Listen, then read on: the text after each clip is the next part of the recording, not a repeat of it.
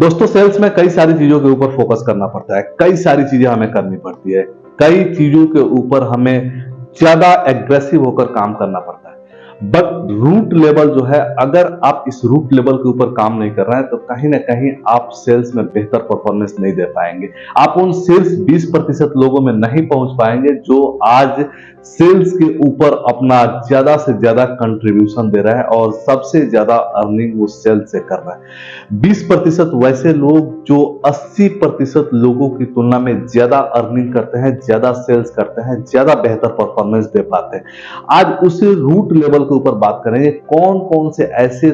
3 root cause है जिसके ऊपर अगर आपने काम किया तो आप भी सेल्स में बेहतर परफॉर्मेंस दे पाएंगे। इसके अलावा इस चीज के ऊपर भी बात करेंगे कि कौन सी ऐसी चीजें हैं जो आपको ये 3 चीजों को करने से रोकती है। 3 चीजें आप क्यों नहीं कर पाते हैं उसके ऊपर भी बात करेंगे। अगर आपने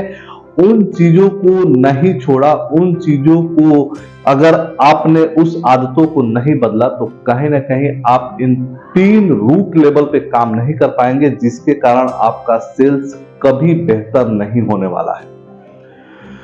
दोस्तों अगर सेल्स की बात करें तो सेल्स में सबसे पहले होती है प्लानिंग। इसे हम प्री प्लानिंग भी कर सकते हैं, प्री कॉल प्लानिंग भी कर सकते हैं। अगर हम प्री कॉल प्लानिंग नहीं कर रहे हैं, अगर हम कस्टमर से मिलने से पहले उस कस्टमर की बायोडाटा को नहीं जान पा रहे हैं, अगर हम उस कस्टमर के बारे में कहीं से रिसर्च नहीं कर पा रहे हैं, चाहे वो इंडिविजुअल कस्टमर हो, चाहे वो कंपनी हो, चाहे आप जिस भी व्यक्ति को, जिस भी ऑर्गेनाइजेशन को आप कुछ भी बेचते हैं, अगर आपने उस व्यक्ति से, उस ऑर्गेनाइजेशन से मिलने से पहले अगर आपने उसके बारे में नहीं जाना है तो आप बेहतर तरीके से उस व्यक्ति के साथ, उस ऑर्गेनाइजेशन के साथ इंटरेक्ट नहीं कर पाएंगे।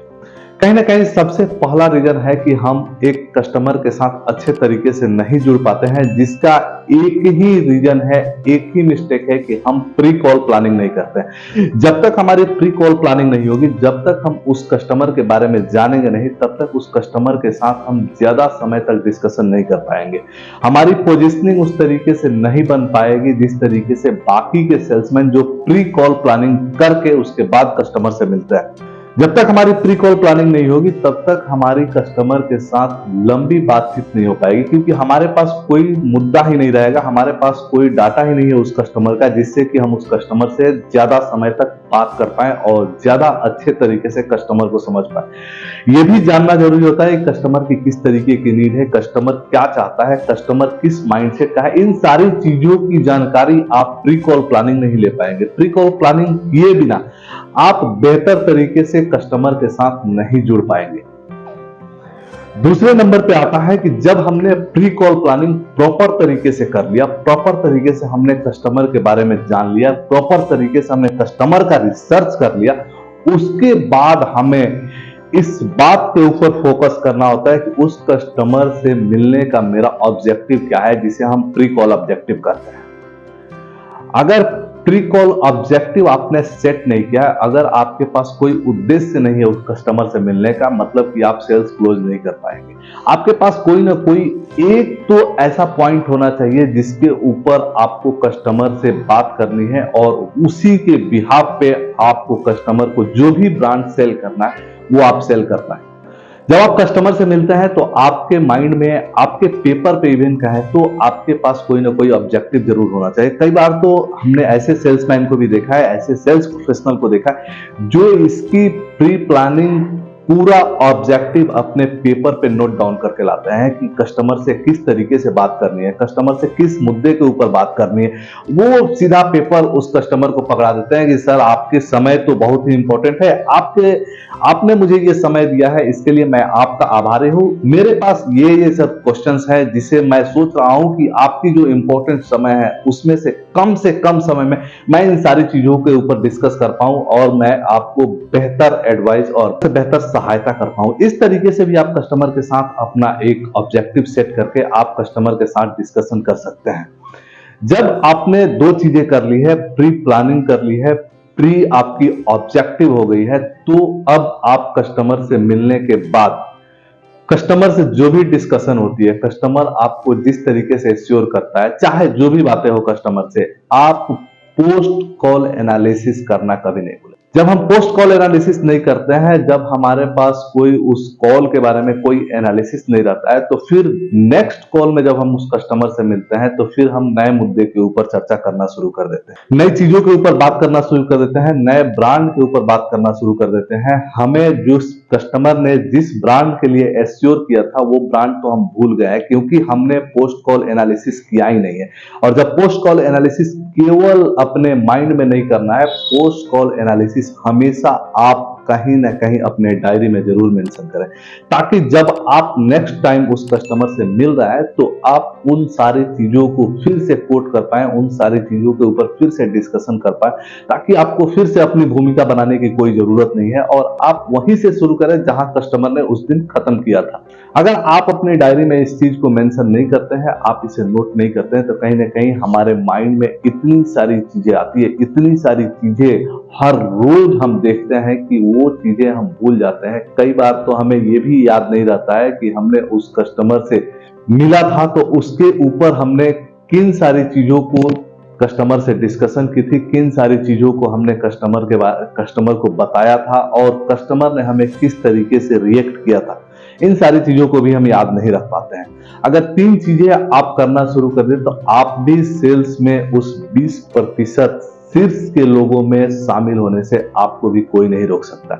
लेकिन जो सबसे मेजर समस्या है आज के समय में, जो सबसे मेजर चैलेंजेस हैं, वहां पे एक चैलेंज सबसे ज्यादा है कि हम अपने मोबाइल का इस्तेमाल सबसे ज्यादा करते हैं अपने वर्किंग आवर में। दोस्तों, आपको जान के हैरानी होगी कि इंडिया का एवरेज जो मोबाइल ऑपरेटिंग का एक ड्यूरेशन है वो 5 घंटे का है। 5 घंटे तक एक इंसान रोज अपने मोबाइल को ऑपरेट करता है, जबकि एक डाटा ये भी कहता है कि अगर आप 2 घंटे से ज्यादा मोबाइल इस्तेमाल कर रहे हैं तो कहीं ना कहीं आप इसके एडिक्टेड होते जा रहे हैं, आपको इसकी एडिक्शन लगती जा रही है, जिसके कारण आप किसी भी कार्य में रहते हैं, जैसे ही आपके पास खाली समय होता है वैसे ही आप मोबाइल के ऊपर अपना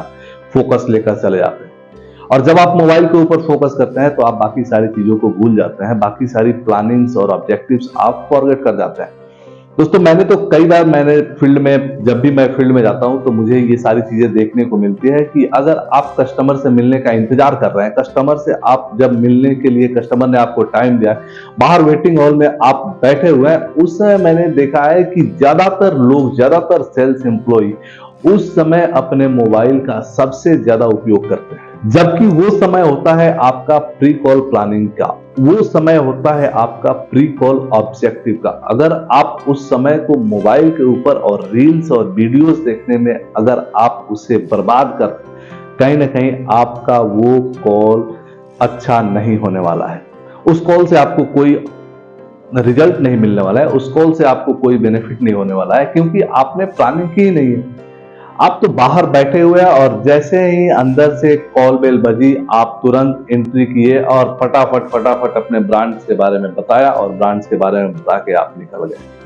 ना ही आपके पास कस्टमर की कोई प्री प्लानिंग थी, ना ही आपके पास कस्टमर के लिए कोई ऑब्जेक्टिव था। और जब ये दोनों चीज आपके पास नहीं थी तो कहीं ना कहीं आपका सेल्स वहां पे बर्बाद होने वाला है, आप वहां पे सेल्स गेन नहीं कर पाए। दोस्तों, एक रिसर्च के मुताबिक कोलंबिया यूनिवर्सिटी ने एक रिसर्च किया जिसमें बताया कि हर एक सेल्स एम्प्लॉय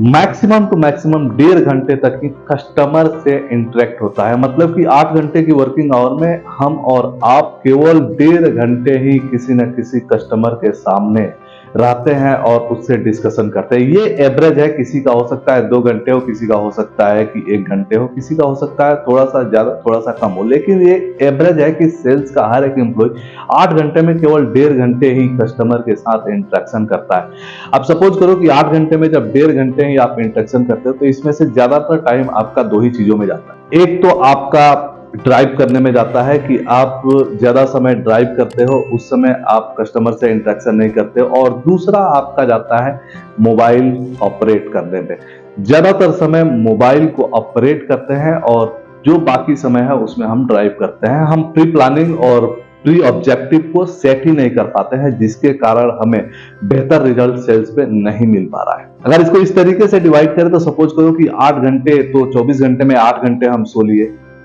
8 घंटे हमने वर्किंग की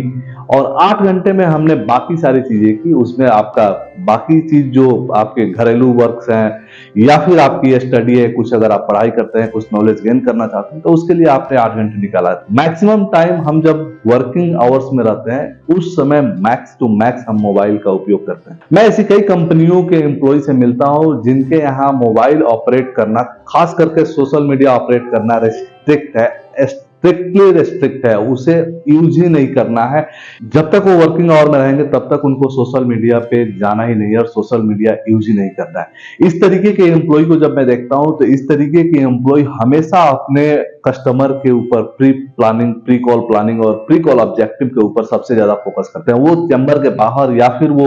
वेटिंग एरियाज में जब रहते हैं तो भी वो अपने पेन पेपर के साथ में इस तरीके की प्लानिंग करते हैं कि कैसे वो कस्टमर के साथ बात करने वाला है, कैसे वो अपने ऑब्जेक्टिव को सेट करने वाला है, कैसे अपने ऑब्जेक्टिव को पूरा करने वाला है। इन सारी चीजों के ऊपर बात कर, बेसिकली सेल्स के ऊपर मैं हमेशा कोशिश करता हूं कि बेहतर से बेहतर वीडियो देने का प्रयास करूं, ताकि जो चीजें आपको लगता है कि हाँ इन चीजों को इंप्लीमेंट करके सेल्स में बेहतर किया जा सकता है, उन चीजों को आप इंप्लीमेंट करके सेल्स में बेहतर करें। इससे पहले भी मैंने कई सारी वीडियो बैक टू बैक मैंने सेल्स के ऊपर दिया है, जिसे मैं उसका लिंक आपको डिस्क्रिप्शन में दे दूंगा, जहां से आप सेल्स के बारे में और भी बेहतर जानकारियां ले पाएंगे। अगर आप चैनल पे नए हो तो आपसे एक छोटा सा रिक्वेस्ट कि चैनल को सब्सक्राइब करना ना भूले और बेल नोटिफिकेशन को ऑन कर ले, ताकि आने वाली हर एक वीडियोज की नोटिफिकेशन आपको आसानी से मिलती रहे और आप भी अपनी लर्निंग को बढ़ाकर और सेल्स में एक वैसा मुकाम हासिल करें, सेल्स में वैसे 20% लोगों का हिस्सा बने।